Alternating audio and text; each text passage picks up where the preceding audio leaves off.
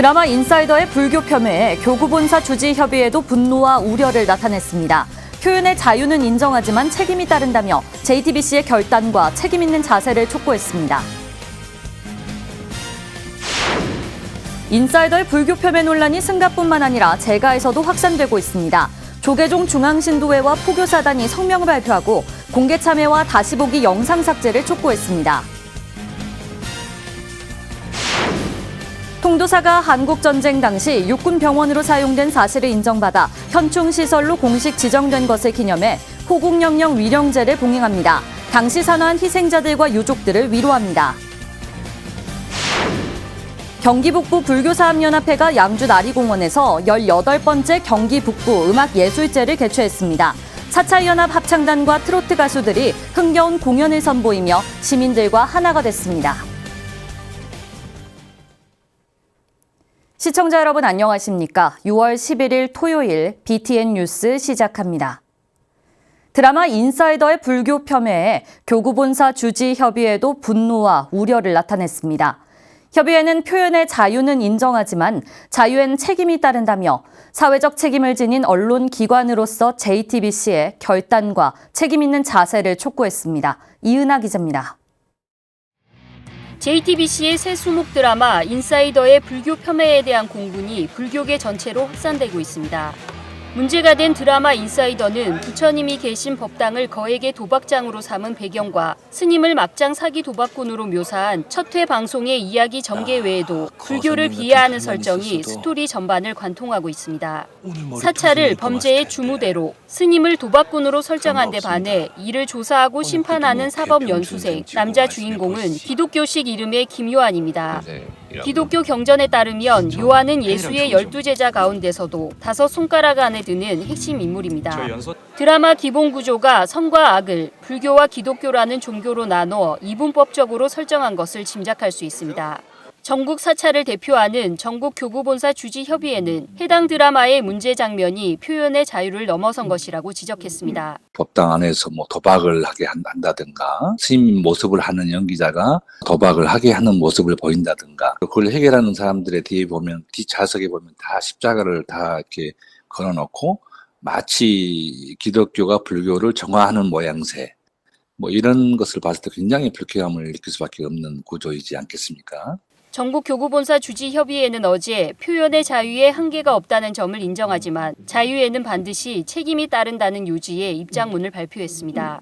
협의회는 해당 드라마는 표현의 자유를 지나치게 넘어섰고 불자와 국민의 정신적 피해와 불편함 역시 감내하기 어려운 수준이라고 지적했습니다. 협의회는 또 특히 언론으로서 사회적 책임과 역할에 충실했던 JTBC가 국민과 사회의 호응에 취해 초심을 망각하고 사회적 책임을 권력으로 착각해 오만함과 자만심이 극에 달한 게 아니냐며 사회적 공기로서 언론의 책임을 강조했습니다. 종교 편향을 넘어서 횡포라고 봐야 되고요. 또 이것은 간과해서는 안 되고 어떤 형태를 취해서라도 이렇게 방송 금지가 돼야 되지 않겠는가 싶은 생각이 들고요. 이런 식으로 그 드라마를 제작하거나 또 그것을 여과 없이 방송을 이렇게 편성을 해서 내보낸다고 하는 것은 의미가 더 깊다고 볼 수 있고요. 또 간과해서도 안 되고 반드시 저지해야 된다라는 입장에서 협의회는 마지막으로 잘못된 방송에 대한 지탄과 비판을 수습할 수 있는 유일한 대안은 JTBC의 결단과 책임 있는 자세뿐이라며 지혜롭고 현명한 판단을 촉구했습니다. BTN 뉴스 이은하입니다. JTBC 드라마 인사이더의 불교 폄훼 논란은 승가뿐만 아니라 제가에서도 확산되고 있습니다. 자극적 소재로 시청률을 올리기 위해 특정 종교를 농락했다는 비판이 빗발치고 있는데요. 제가 단체들 역시 방송사의 공개 참여를 요구하고 나섰습니다. 윤호섭 기자가 보도합니다. 지난 8일 첫 방송에서 사찰 법당을 사기 도박장으로 15분가량 묘사하며 불교 폄훼 논란에 휩싸인 JTBC 드라마 인사이더. 종교시설이 갖는 위의를 훼손하며 시청률 3%대라는 무난한 첫 출발을 기록했지만 이를 바라보는 불자들은 참담한 심정을 느낀다고 말합니다. 가장 먼저 한국불교 최대 신도 조직인 조계종 중앙신도회는 어제 발표한 성명에서 인사이더의 첫 방송은 2천만 불자에게 씻을 수 없는 상처와 고통을 안겨주었다고 지적했습니다. 무엇보다 표현의 자유를 내세우며 드라마를 드라마로 보라는 식의 문제 회피가 시청자 입장을 고려하지 못한 무책임한 행동이라고 강력히 비판했습니다. 중앙신도회는 매우 악의적이고 노골적인 방식으로 불교를 조롱했다면서 JTBC의 공개 참여를 비롯해 다시 보기의 영상 삭제 등을 촉구했습니다. 최대 포교 조직인 포교사단 역시 드라마 인사이더의 장면 묘사가 도를 넘었다는 데 공감하며 성명을 발표했습니다. 김영석 포교사단장은 BTN과의 인터뷰에서 사회 문제를 해학적으로 표현한 것도 아닌 흥미만을 쫓은 결과물이라며 종교의 기능에 대한 배려를 전혀 찾아볼 수 없다고 견해를 밝혔습니다. 사회적인 영향력이 굉장히 크고 그 영향력이라는 것이 사실은 어떤 국민들의 정서에 미치는 영향들이 크잖아요. 굉장히 좀 흥미 중심의 그다음에 자극적이고 선정적인 거기에 묻혀가지고 이번과 같은 불교 폐업하는 내용들이 나오지 않았느냐. 대한불교청년회와 한국대학생불교연합회 등의 단체들도 이번 논란에 대응하기 위해 논의를 진행 중인 것으로 알려졌습니다. 또 상담기관인 불교상담개발원까지 이례적으로 성명을 발표했습니다. 법당을 도박장으로 묘사한 데 그치지 않고 이를 해결하는 극중 인물의 이름이 기독교를 연상케 한다는 점에서 법적 다툼의 소지도 있을 것으로 보입니다. 불법 도박장이 사찰에서 이루어지는 것을 배경으로 해서 그 장면을 찍은 사진을 중요 모티브로 하고 있다고요. 다른 종교에 비해서 불교계에 대해서 상당히 차별적인 그리고 명예훼손적인 구성을 만들어가고 있는 건 사실이잖아요. 지난해 정치권을 비롯한 각계에서 불거진 종교 편향, 불교 폄훼 사건에 상처를 받았던 불자들은 이번 논란으로 다시 한번 아픔이 재현되지 않을지 우려하고 있습니다. BTN 뉴스 윤호섭입니다. 2019년 통도사 용화전 미륵불 복장물에서 발견된 연기문과 대광명전에서 발견된 낙서, 생존자와 유가족의 증언을 통해 통도사는 한국 전쟁 당시 육군병원으로 사용된 사실을 인정받아 현충시설로 공식 지정됐는데요. 통도사가 현충시설 지정을 기념하고 6.25 전쟁 당시 산화한 희생자들과 유족들을 위로하는 호국영령 위령제를 봉행합니다. 부산지사 재봉득 기자입니다. 영축총림 통도사가 6.25 전쟁 당시 희생된 호국영령들과 유가족들을 위로하는 특별한 자리를 마련합니다. 통도사는 오는 18일 국가현충시설 지정을 기념하는 호국영령 위령제를 봉행한다고 밝혔습니다. 통도사는 6.25 전쟁 때 육군병원 3.1병원 분원으로 운영이 된 것을 확인하고 국가에서 현충시설로 지정이 받았습니다. 그걸 기념하기 위해서 그 산화한 호국영령 유족들을 위로하기 위해서 근본에 호국영령 위령제를 지내게 되었습니다. 2019년 발견된 통도사 용화전 미륵불의 복장 유물 자료와 여러 증언을 통해 통도사는 6.25 전쟁 당시 3.1 육군병원 분원이었다는 사실이 확인되면서 2021년 국가보훈처로부터 현충시설로 지정됐습니다. 미륵불 복장물에서 나온 연기문에는 1950년 6월 25일 사변 후 국군 상위병 3천여 명이 입사해 1952년 4월 12일 퇴거했다는 내용이 담겼습니다. 또 보물로 지정돼 있는 대광명전에서 당시 입원 군인들이 쓴 필적도 발견됐습니다. 통도사는 참전용사의 넋을 위로하고 고귀한 희생을 기리기 위해 용화전의 천 미륵옥불 조성불사를 모연해왔으며 18일 위령제에 앞서 점안식을 봉행합니다. 위령제는 조계종 종정예야, 중봉 성파 대종사의 증명으로 봉행되며 위령의식, 헌양과 헌화, 종정예야 법어, 음성공양과 군악대 추모과 살풀이와 대금 추모 공연으로 진행될 예정입니다. 위령제가 끝나면 통도사 우담바라 합창단, 양산 윈드 오케스트라, 소프라노 왕기현 등이 출연하는 산사음악회가 열립니다. 국군병원을 운영했다는 사실을 모르는 불자들도 있고 해서 이러한 사실을 널리 알려서 통도사가 호국사찰의 역할을 했다는 것을 알리고 싶습니다. 이번에 현충시설을 지정받은 만큼 6.25 때 산화한 호국영령과 유족들을 위로하기 위해서 계속 내실 있게 이런 위령제를 지낼 생각을 갖고 있습니다. BTN 뉴스 재봉득입니다. 경기 북부 불교사업연합회가 양주 나리공원에서 18번째 음악예술제를 개최했습니다. 경기 북부 지역의 대표 축제로 자리매김한 예술제에서 지역 사찰연합 합창단과 트로트 가수들이 흥겨운 공연을 선보이며 시민들과 하나가 됐습니다. 최준호 기자입니다. 부처님을 찬탄하는 아름다운 화음이 양주 나리공원에 울려 퍼집니다. 국악 어쿠스틱 앙상블 제비의 흥겨운 가락으로 막을 올린 경기 북부음악예술제는 경기 북부연합 합창단의 찬불가와 국악인들과의 합동 공연으로 절정에 이릅니다.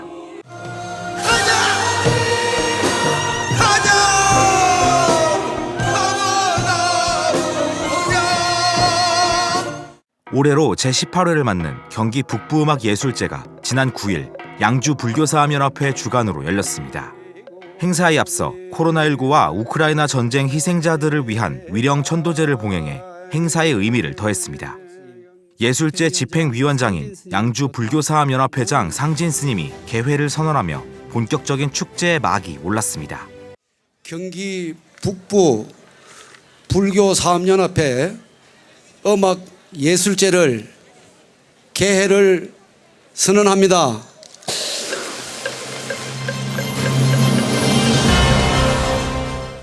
봉행위원장 조계종 제25교구본사 봉선사 주지 초격스님은 예술제에 참석한 도민들에게 반가움과 감사의 인사를 건넸습니다. 이번 음악제는 우리의 전통 문화와 현대문화 그리고 창작과 불교 문화가 함께 어우러지는 상생과 화합의 축제로 여러분께 코로나19를 극복하고 다시 일상으로 희망을 꽃피우는 감동을 선사할 것입니다. 불교계는 이날 지역사회에 이웃돕기 성품과 성금을 전달하기도 했습니다. 행사를 후원한 양주시장 권한대행 김종석 부시장은 경기 북부 지역 11개 시군이 함께하는 예술제의 성공적 개최를 축하했습니다. 경기 북부 음악예술제가 시민들에게 불교의 상생과 화합의 가르침을 함께 공유하고 소외된 모든 이웃에게 희망을 주는 자리가 되기를 바랍니다. 본 공연에서는 청년사, 봉선사, 보광사 등 경기 북부 지역 12개 사찰의 합창단이 관현악단 플레이 오케스트라의 반주에 맞춰 찬불가와 국악 합창을 선보였습니다. BTN 불교 라디오 울림 DJ인 가수 은가은과 코미디언 출신 가수 김나희 등의 흥겨운 트로트 공연으로 분위기가 한층 달아올랐습니다. 실록의 청취가 만연한 봄, 들꽃이 만발한 양주 나리공원은 전통과 현대문화, 불교와 지역사회가 만난 즐거운 축제의 장이 됐습니다. BTN 뉴스 최준호입니다. 조계종 아름다운 동행이 지난 5년간 진행한 네팔 재건복구 사업을 마무리하고 신규 지원에 나섭니다. 산간 오지 지역의 재건복구 사업과 함께 급식 지원 초등학교를 확대한다고 합니다. 이석호 기자입니다. 네팔의 재건복구 사업 점검과 신규 지원 사업 발굴을 위해 조계종 아름다운 동행이 지난달 26일부터 8일간 현지 답사를 했습니다. 재건복구 사업은 끝났지만 코로나19 확산으로 방문하지 못해 이번에 진행하게 된 것입니다. 상임이사 이로하 스님과 실무진으로 구성된 방문단은 동행의 지원으로 복구를 완료한 르부후 중학교와 마헨드라 중학교, 지난해부터 급식을 지원하고 있는 쉬리초이나 초등학교를 방문했습니다. 방문단은 루부후와 마헨드라 중학교에 각각 $1,000, 쉬리초이나 초등학교에 $500의 장학금을 지원하고 학용품을 전달했습니다. 동행은 학생들과 교사들이 방문단을 환영하며 지진으로 무너진 학교 건물을 복원해 준 데 대해 감사를 표했다고 전했습니다.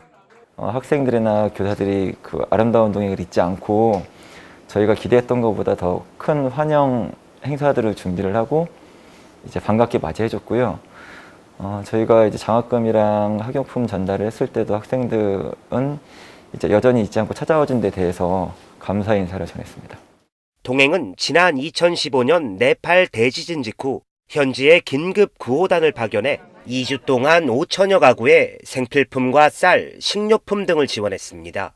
또 무너진 학교와 기숙사, 도서관 등을 복구하기 위해 5년 동안 꾸준하게 지원하며 재건 사업을 마무리했습니다. 동행은 카투만두를 비롯해 도심 지역의 복원은 어느 정도 마무리됐지만 산간 오지 지역은 아직까지도 지원이 절실한 상황이라고 밝혔습니다. 이에 오지 지역의 재건 복구를 위한 지원을 확대하고 코로나19로 어려움을 겪는 초등학교 급식 지원을 늘리기로 했습니다. 추가로 카트만두 시내에 한 곳에서 두 곳 정도 더 저희가 지원을 할 거고요. 그리고 네팔 현지 이제 도심 쪽이나 인근은 많이 복구가 됐는데 사실은 산간이나 오지 지역은 아직도 복구가 되지 못한 곳들이 많이 남아 있어서 그런 곳들 찾아서 좀 추가로 지원을 하려고. 동행은 지역개발 사업을 지속적으로 진행하고 네팔 국민들의 보다 나은 삶을 위해 힘쓸 방침입니다. BTN 뉴스 이석호입니다.